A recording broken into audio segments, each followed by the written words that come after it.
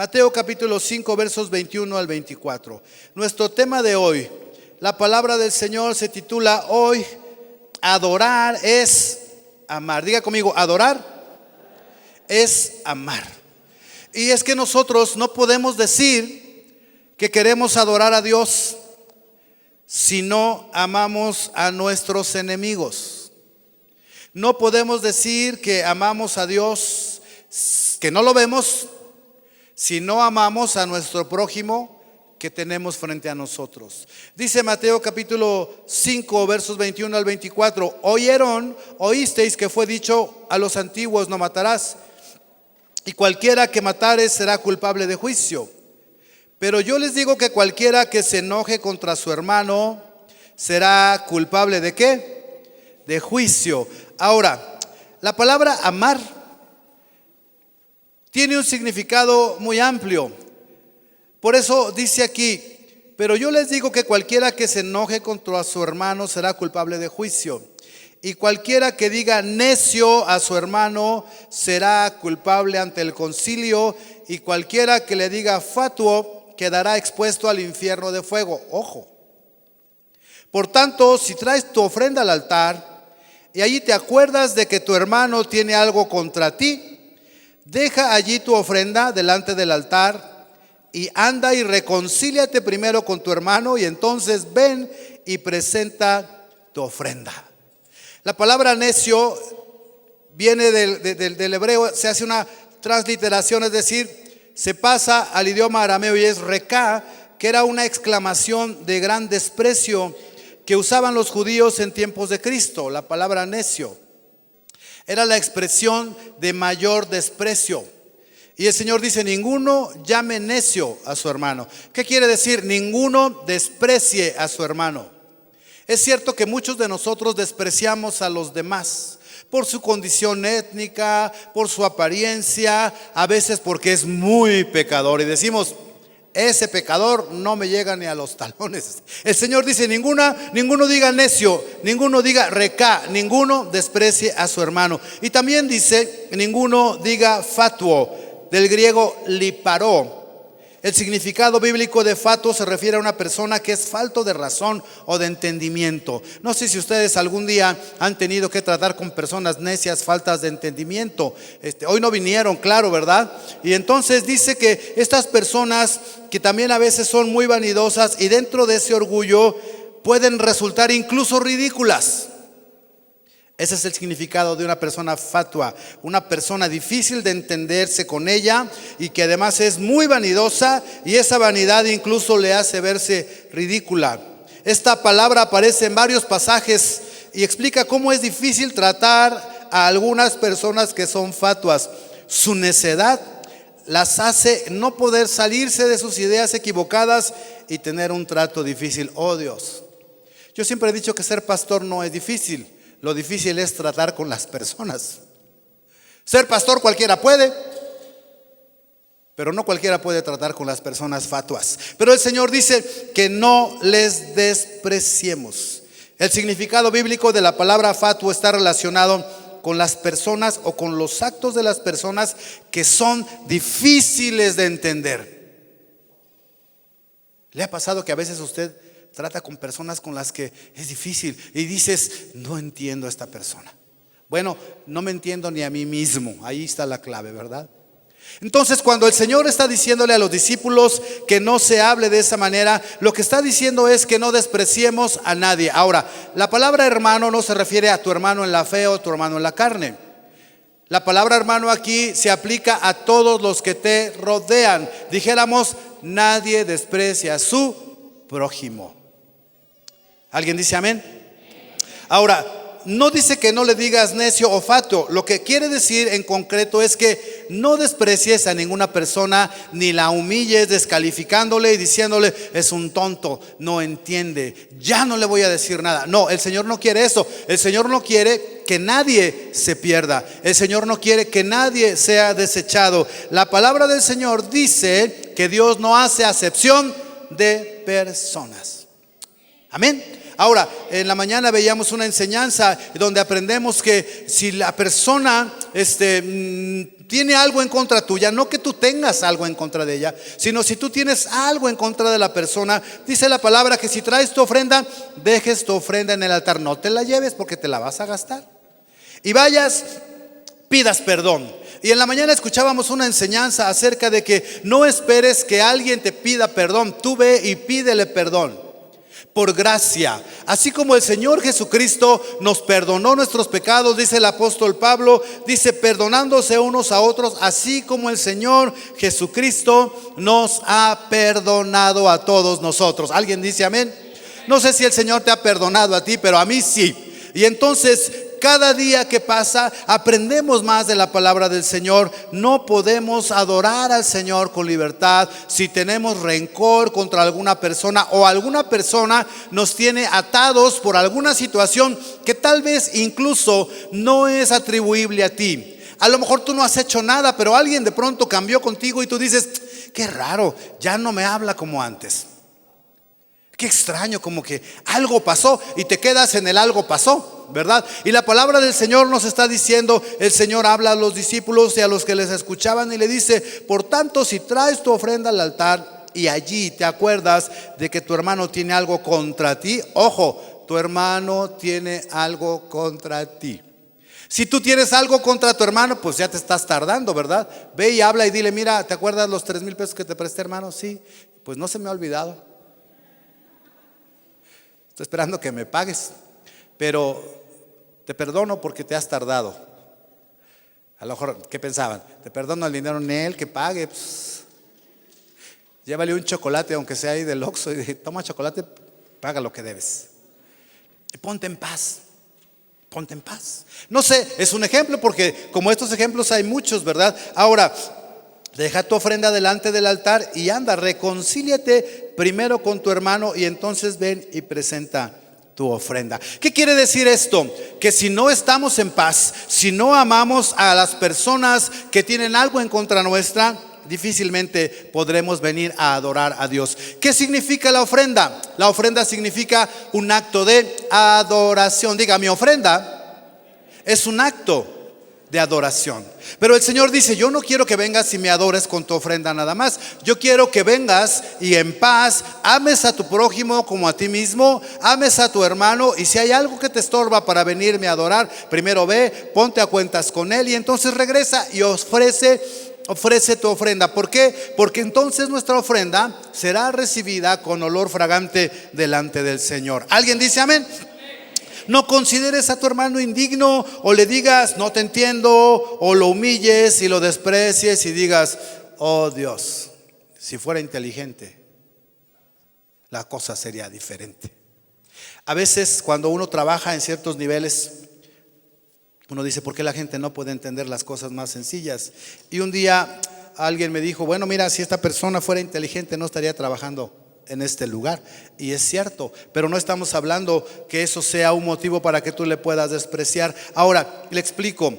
Nuestro tema de hoy es adorar, es amar. El verbo en la oración o en el enunciado es la parte más importante. ¿Por qué? Porque representa la acción. Es más, sin verbo, pues no hay oración. Porque representa, ¿qué dije? Digan conmigo, ¿representa qué? No, pues Señor, que hablen los mudos. ¿Representa qué? Oh, Dios sigue haciendo milagros igual hoy que ayer, ¿verdad? ¿Representa qué? La acción. Entonces, si no hay acción, entonces no hay nada. Ahora, la palabra adorar es un verbo transitivo, es decir, un verbo que nos lleva a una cosa, a acción. Amén. Ahora, exigen la presencia de un objeto directo, es decir, adorar ¿a quién? ¿Adorar a quién? A Dios. Ahora, la palabra adorar significa rendir culto a la persona que se considera divina, en el caso nuestro, a Dios. Adorar significa también amar mucho. Adorar significa amar ¿qué? Mucho. Cuando los chicos son jóvenes y le dicen a su novia, te adoro. Ya cuando se casan dicen, te adoro, pero en aceite del maravilla, ¿verdad? ¿Por qué no le podemos decir a Dios, Padre, te adoro?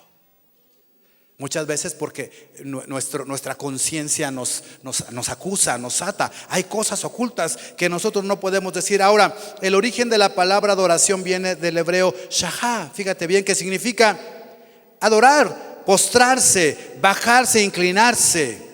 Esta palabra aparece más de 170 veces en el Antiguo Testamento y es el término que se emplea para llegar a Dios a través de la adoración. La palabra adorar significa postrarse, bajarse, inclinarse. Así que también el término amar debería llevarnos a humillarnos delante de aquella persona a la que amamos. No en una humillación carnal, no en una humillación de sometimiento, sino en una humillación de amor y de servicio a la persona que decimos amar. Cuando era yo niño, me acuerdo que cada 10 de mayo juntaba mis moneditas, ya que faltaban unas 2-3 semanas, y le iba a comprar a mi mami un regalo. Y le regalé muchas cosas. Una vez le regalé una lámpara, otra vez le regalé una cerillera para la cocina. Una vez no tenía dinero y yo le hice un regalito ahí como pude, ¿verdad? Y me acuerdo que siempre que llegaba me decía: ay, hijo, si tan solo fueras obediente, valdrías lo que pesas en oro. No me traigas regalos, solo quiero que seas obediente. Oh Dios, ya vi sus caras. A ustedes también les decían lo mismo. Adorar es amar. Amar es postrarse, humillarse, dar lo mejor de sí a la persona que se dice que se ama, a la persona que se dice que se adora. En este caso nosotros aquí adoramos ¿a quién? A Dios. Adoramos ¿a quién? Al Señor Jesucristo. Adoramos también a la persona del Espíritu Santo, que es una persona. Por eso cuando estamos en medio del cántico de adoración, que a veces la gente como que entiende esa parte de que los cantos de adoración son las baladas, son los cantos tranquilos, son los cantos en los que cerramos los ojos y levantamos las manos. No, adorar no solamente es eso. Adorar es postrarse delante de Dios. Ahí en tu lugar, yo creo que si tú tuvieras ese deseo de adorar al Señor, te postrarías, te tirarías, llorarías y todo lo que termine con ías. Te arrepentirías también.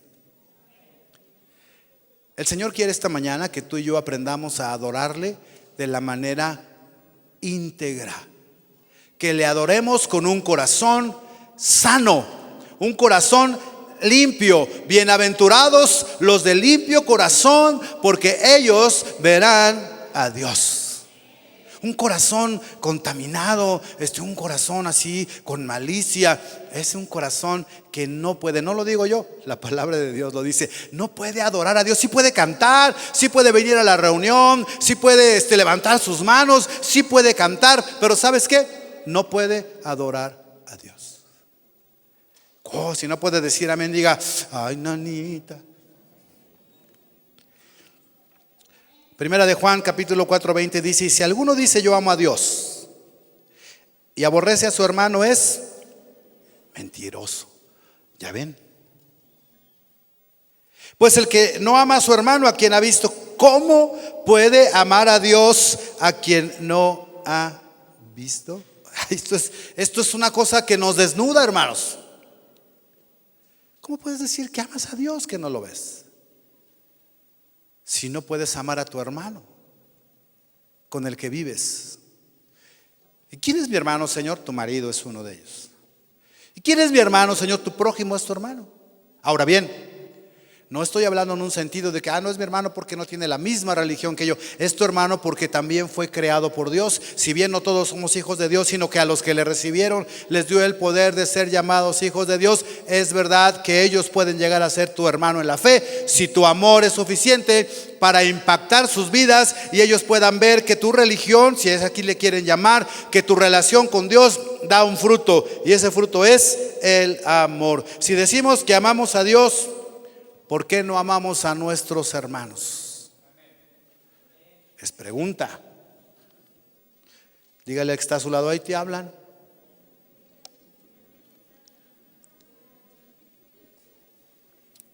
Ahora el otro dígale: a ti también, no te hagas. Ahora, Mateo capítulo 5, verso 17.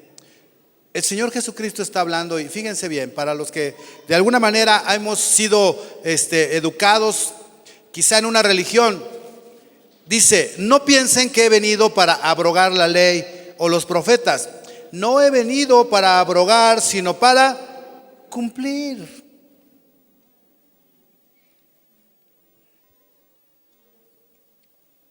Un día una persona vino y le hizo una pregunta al Señor. Y el Señor le respondió diciéndole, ¿cuál es el primer mandamiento? Amarás al Señor con todo tu corazón, con toda tu fuerza, con toda tu mente. Y el Señor le dice, el segundo es igual, a tu prójimo como a ti mismo. Y entonces el Señor dice, en esto se resume la ley y los profetas, en dos mandamientos, el Shema Israel y amar a tu prójimo. Y entonces el Señor está diciendo, no piensen que vine a abrogar la ley o los profetas, sino vine para cumplirlo. Porque de cierto les digo que hasta que pasen el cielo y la tierra, ni una jote ni una tilde pasará de la ley hasta que todo se haya cumplido. De manera que cualquiera que quebrante, diga conmigo quebrante, uno de estos mandamientos muy pequeños, fíjate lo que el Señor llama a estos mandamientos. Dice, estos mandamientos muy ¿qué? Muy pequeños. Ahora, ¿de qué está hablando el Señor? No lo vas a poder leer en la pantalla porque yo te lo voy a decir aquí. Y dice, fíjate, está hablando el Señor en el capítulo 5, es el famoso sermón de las bienaventuranzas. Y dice, viendo la multitud subió al monte y sentándose vinieron a él sus discípulos. Y abriendo su boca les enseñaba diciendo, bienaventurados los pobres en espíritu porque de ellos es el reino de los cielos. Bienaventurados los que lloran porque ellos recibirán ¿qué? Consolación. Verso 11, bienaventurados son cuando por mi causa os vituperen y os persigan y digan toda clase de mal contra ustedes mintiendo. Gócense y alégrense porque vuestro galardón es grande en los cielos. Verso 13, ustedes son la sal de la tierra. Verso 14, ustedes son la luz del mundo. Verso 15, no se enciende una luz y se pone debajo de un almud, sino sobre el candelero y alumbra ¿a quién? A todos los que están en la casa. Tú y yo debemos ser sal, debemos ser luz. Ahora viene el verso 17, que es el que estoy leyendo, y dice, no piensen que vine a abrogar la ley, sino vine a cumplir, porque en verdad les digo que nada de esto pasará hasta que se haya cumplido. Y llegamos al verso 19, de manera que quebrante uno de estos mandamientos muy pequeños. Pero no se queda ahí, con que los quebrantes. Y dice, y los enseñe, diga conmigo, y los enseñe a los hombres. Dice, muy pequeño será llamado en el reino de los cielos, mas cualquiera que los haga y los enseñe, este será llamado grande en el reino de los cielos. Oh, yo espero en el Señor que el Señor tenga misericordia de mí y Él me llame medio grande en el reino de los cielos por enseñar su palabra. El mandamiento más importante es, número 1, amar a Dios con todo nuestro corazón, con toda nuestra mente y con toda nuestra fuerza, y a nuestro prójimo del mismo modo que nos amamos a nosotros. ¿Alguien dice amén? Ay, pastor, qué difícil es eso. ¿Cómo me pide que ame a esas personas malas? El Señor lo dice, amén. Pero como me pide que ame a mi jefe que me explota. Bueno, hermano, búscate otro trabajo si ese no. Pero es que me paga bien, entonces ¿para qué te alquilas? Pero es que mire que esto, que aquello. No, el Señor no está haciendo una excepción. El Señor está diciéndote que debemos amarnos unos a otros, y que si tu hermano, tu prójimo tiene algo en contra tuya, dejes tu ofrenda y regreses. Te pongas a cuentas con él, te pongas en paz con él, para que entonces puedas venir y presentar tu ofrenda y adorar al Señor. Verso 20, porque no les digo, dice, porque les digo que si vuestra justicia no fuere mayor que la de los escribas y fariseos, no entraréis en el reino de los cielos. Híjole, ¿qué quiere decir esto? Que si tú no das ejemplo, que si tú no haces esto, no entrarás al reino de los cielos. Pero Señor, déjame odiar tantito, un poquito más, Señor. Mañana me arrepiento.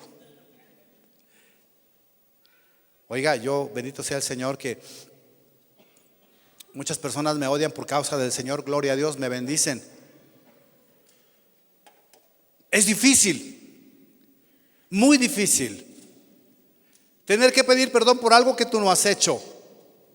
Pero si no has hecho nada, ¿qué te cuesta pedir perdón? Míralo a la inversa. El que nada debe, y el que nada debe, nada tiene. Por eso yo creo que hoy, esta mañana, el Señor quiere que tú y yo aprendamos esta verdad profunda. Perdonar, amar, para poder adorar. El Señor Jesús puso un ejemplo. Dijo, un hombre que debía mucho dinero, pero le chilló y le pataleó a aquel hombre rico al que le debía, y este hombre le perdonó. Y saliendo de ahí fue a ver a su prójimo que le debía mucho menos que él, y le fue a cobrar y lo metió a la cárcel. Y entonces fueron a decirle a aquel hombre rico, aquel al que le perdonaste, ¿qué crees? Fue con su prójimo y le fue a cobrar lo mínimo. Y entonces aquel hombre se molestó y lo mandó traer y le dijo, irás a la cárcel hasta que pagues todo lo que debes. La pregunta es, ¿el Señor te ha perdonado a ti tus pecados? Sí.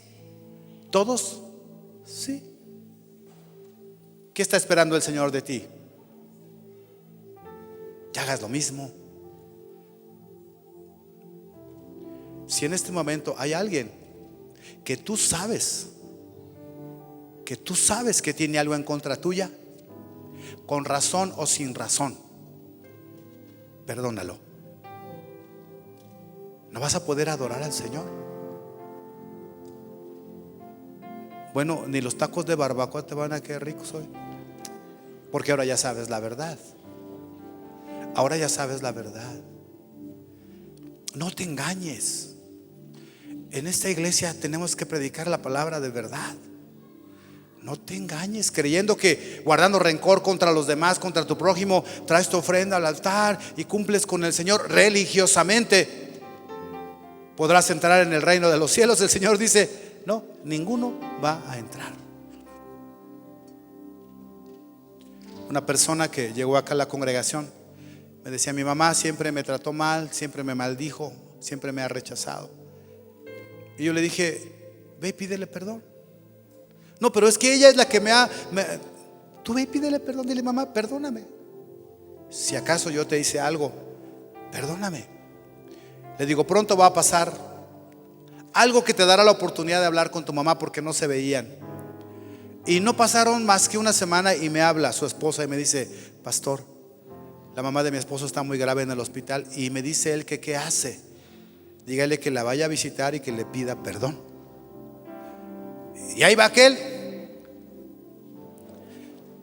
y le pide perdón a su mamá. Y le digo, ¿y qué dijo tu mamá cuando le pediste perdón? Ella me pidió perdón a mí. ¿Y cómo te sientes ahora? Me siento libre. Así que cuando alguien tiene algo en contra tuya, ese alguien te mantiene atado. Y tú tienes la capacidad, diga conmigo, capacidad, poder de romper esa atadura. ¿Cómo? Perdonándole para poder amar a Dios con libertad y adorarle. Quiero levantar a ti mis manos, maravilloso Jesús, milagroso Señor. Llena este lugar con tu presencia y haz descender tu poder a los que estamos aquí. Creo en ti, Jesús.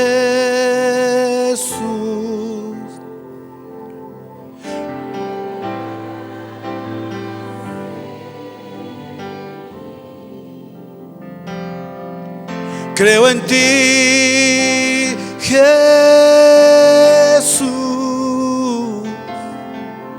y en lo que harás.